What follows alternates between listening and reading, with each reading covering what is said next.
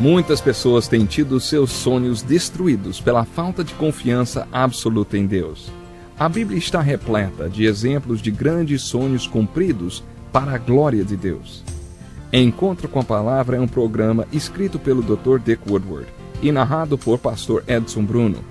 Ouça e descubra verdades que lhe ajudarão no seu dia a dia. Com você, Pastor Edson Bruno.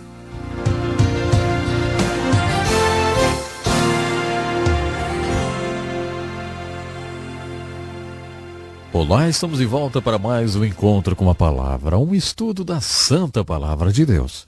Em nosso último encontro, estudamos alguns casos de homens de Deus que tiveram um esgotamento. Vimos o exemplo de Moisés no livro de Números e há tantos outros cujas histórias estão nos livros do Velho Testamento. Homens que chegaram ao ponto de desejar que Deus lhes tirasse a vida.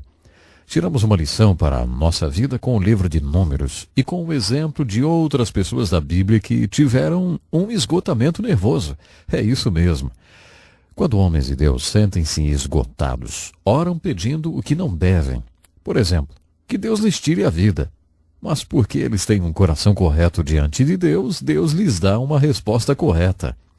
No capítulo 8 do livro de Romanos, o apóstolo Paulo registrou um texto muito profundo. Ele disse que não oramos o suficiente porque não conhecemos a vontade de Deus. Sabemos que se orarmos segundo a vontade de Deus, receberemos aquilo que pedimos. Mas o problema é que na maioria das vezes não fazemos a mínima ideia de qual seja a vontade do nosso Deus. Por isso não oramos. Em Romanos capítulo 8, versos 26 a 28, Paulo afirma que devemos orar mesmo que oremos errado. Se você orar errado, mas o seu coração estiver correto diante de Deus, o Espírito Santo que habita em você e conhece a vontade de Deus, intercederá por você, de acordo com a vontade de Deus. Em outras palavras, se você orar errado e seu coração estiver correto diante de Deus, Deus dará a você o que é certo, mesmo que você não saiba o que é e como orar. Parece que funciona assim. Se o seu coração está correto diante de Deus, não tem como você não ser respondido. Mesmo que você diga, Deus me mate, estou deprimido, quero deitar e morrer. Deus não vai matar você, mas vai dar aquilo que você realmente precisa. No caso de Moisés, ele deu 70 homens para o ajudarem. Deus respondeu mais ou menos assim. Você acha que você tem que fazer tudo sozinho? Olha, Moisés, isso é um trabalho em equipe. Você precisa convocar mais pessoas do povo para ajudá-lo. Arrume 70 homens e traga-os ao tabernáculo. Eu porei neles o mesmo Espírito que está em você. Isso não quer dizer que Deus tirou a liderança de Moisés. Significa que Deus dividiu a responsabilidade da liderança. Ele ordenou que Moisés repartisse essa responsabilidade com outras pessoas. Ele ungiu 70 homens. O sogro de Moisés já tinha sugerido que ele fizesse isso lá no capítulo 18 de Êxodo.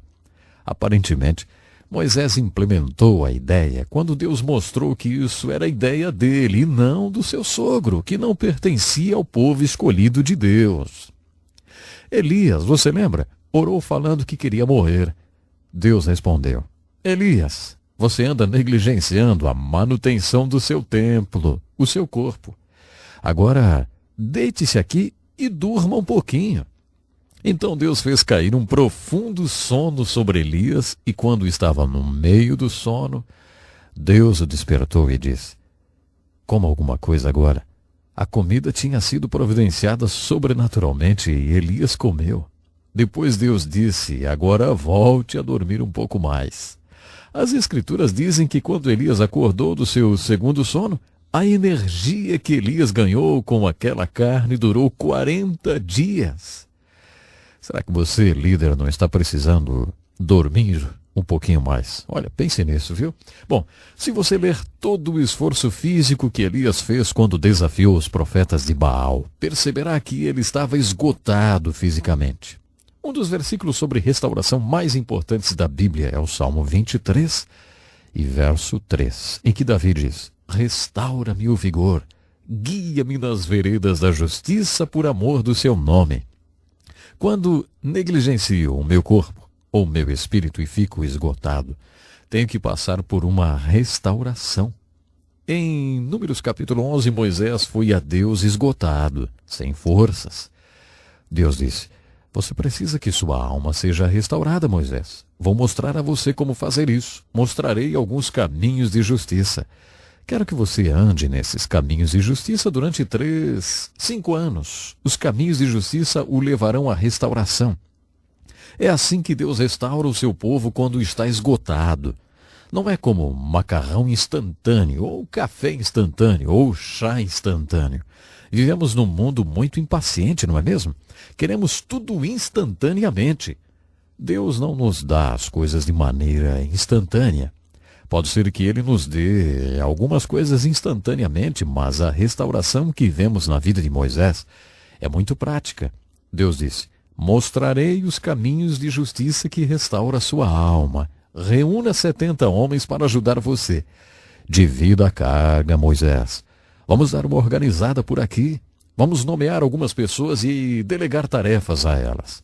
Tão prático como a receita que ele deu a Elias.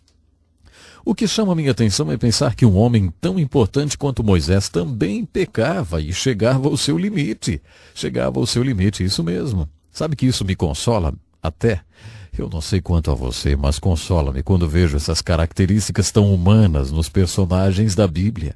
Faz-me bem ver que eram seres humanos comuns como eu. Assim não me sinto um caso perdido, não. Muitas pessoas pensam que quando nos convertemos, deixamos de ser humanos. Por isso acho importante que a Bíblia aponte as características humanas de seus personagens. Eles não são personagens mitológicos. São pessoas comuns, são tão humanos quanto você e eu. Mas acontece que eram seres humanos controlados pelo Espírito Santo de Deus. Por isso podiam fazer tudo o que fizeram.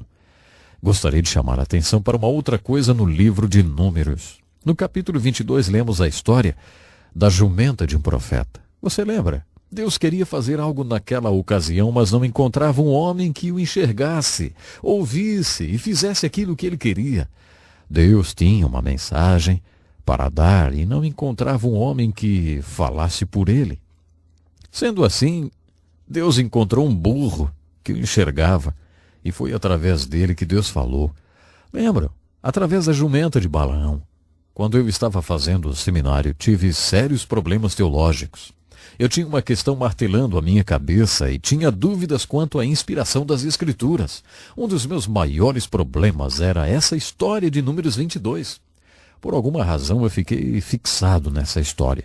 Perguntei aos meus professores super conservadores: escuta, eu tenho que crer que Deus falou através de um burro para ser salvo?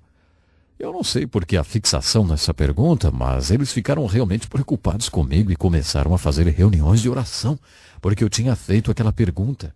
Você é salvo por causa da sua visão a respeito da inspiração da Bíblia ou porque crê no Evangelho de Jesus Cristo? Bom, na verdade essa era a minha pergunta, mas eu me fixei na questão do burrinho. Para mim era difícil acreditar que Deus tivesse falado através de um burro. Você já viu um jumento? Já ouviu o barulho que ele faz? Se você observar um jumento, perceberá porque não é nenhum elogio chamar alguém de jumento. O fato de Deus ter falado através de um jumento desafiava muito a minha fé. Conheço um pastor que certa vez foi a um banquete para donos de hotéis. O evento aconteceu numa cidade turística e sua principal fonte de renda eram os hotéis. O pastor foi convidado a fazer a abertura do banquete. Muitas vezes, em ocasiões como essa, os pastores ficam em evidência. Ele fez a abertura do programa, em que viria a ter momentos de constrangimento. O mestre de cerimônias contou várias piadas. Toda vez que ele contava uma de suas piadas, as pessoas olhavam para o pastor se perguntando o que ele tinha achado. O pastor não sabia como reagir. Todos sabiam que ele era um pastor. Será que ele deveria rir das piadas? Ele não estava confortável com aquela situação. Será que ele deveria demonstrar que não estava gostando daquela história? Como é que ele deveria reagir, hein? Foi então que lhe veio esse pensamento. Como Jesus reagiria? Através das Escrituras, ele sabia que Jesus gostava de reuniões como aquela. Jesus participou de banquetes com publicanos e pecadores. Ele não era contra festas. contra reuniões e festivais. Ele ia nesse tipo de evento. As pessoas gostavam da sua presença. O pastor ficou pensando em como Jesus reagiria. Foi então que orou: Senhor, como é que o Senhor iria lidar com essa situação, hein? Nesse momento que teve a revelação de que Jesus os amava, então lhe ocorreu: será que amo essas pessoas? Será que elas sabem que eu as amo de verdade? Ele estava sentado em frente ao prefeito da cidade. O prefeito tinha problemas com bebida e já estava bêbado quando eles começaram a conversar. O prefeito estava muito bêbado. Mais uma vez o pastor pensou: será que eu o amo? Será que ele sabe que eu o amo? Então o pastor começou a orar: Senhor, dê-me algum tipo de abertura para que eu possa mostrar a esse homem que realmente o amo. Um estava sentado de frente para o outro. Naquele momento o prefeito falou para o pastor: Ei, pastor, tenho um bom conselho para o senhor. Quando entrei para a política, alguém me disse: não chame as pessoas pelo que você vê nelas, mas pelo que elas realmente são. O pastor respondeu: Prefeito, muito obrigado pelo seu conselho. Na verdade, acho que ele é tão bom que farei um sermão sobre ele. Não chame as pessoas pelo que você vê nelas, mas pelo que elas realmente são. O prefeito respondeu: se você fizer um sermão baseado nesse conselho, eu vou à sua igreja para lhe ouvir. É só dizer para minha secretária quando será e eu estarei lá. O pastor ficou impressionado com o que tinha ouvido. Foi então que lhe ocorreu um pensamento. Ele falou para o prefeito: sabe, prefeito, hoje o senhor solucionou uma dúvida teológica que eu tinha há anos. Ele disse: ah, é? E como assim? O pastor disse: quando eu estava no seminário era difícil para mim acreditar que Deus pudesse falar através de um jumento, mas agora ele falou comigo através do Senhor. O Senhor acabou de solucionar uma grande dúvida para mim. O prefeito achou aquilo incrível e caiu na gargalhada. Prometeu que iria ouvir o pastor pregar aquele sermão. E foi mesmo. O título do sermão era: Chame-os pelo que realmente são. O pastor acha que naquela noite teve uma revelação em relação a Números 22. E ao prefeito daquela cidadezinha, ele deve alguma coisa. A revelação foi a seguinte: de onde tiramos essa ideia que Deus usa apenas super crentes? Que Deus só faz super coisas através de super santos?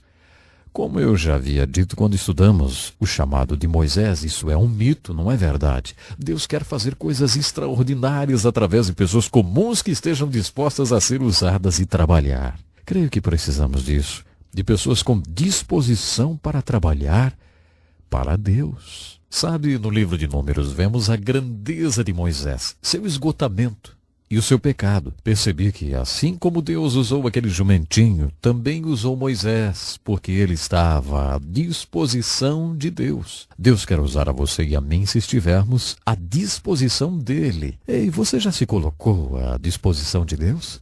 Se ainda não, faça-o agora. Deus quer lhe usar para fazer coisas extraordinárias. Até o nosso próximo programa. Que lição importantíssima. Obrigado, pastor Edson Bruno. Prezado ouvinte, coloque em prática o que você ouviu aqui. Sem dúvida, sua vida será grandemente abençoada. Este é um estudo escrito pelo Dr. Dick Woodward, na voz do pastor Edson Bruno. Escreva-nos e solicite o material. Nosso endereço é Encontro com a Palavra, Caixa Postal 2011, CEP 89201-970, Joinville, Santa Catarina. Até o nosso próximo encontro com a Palavra.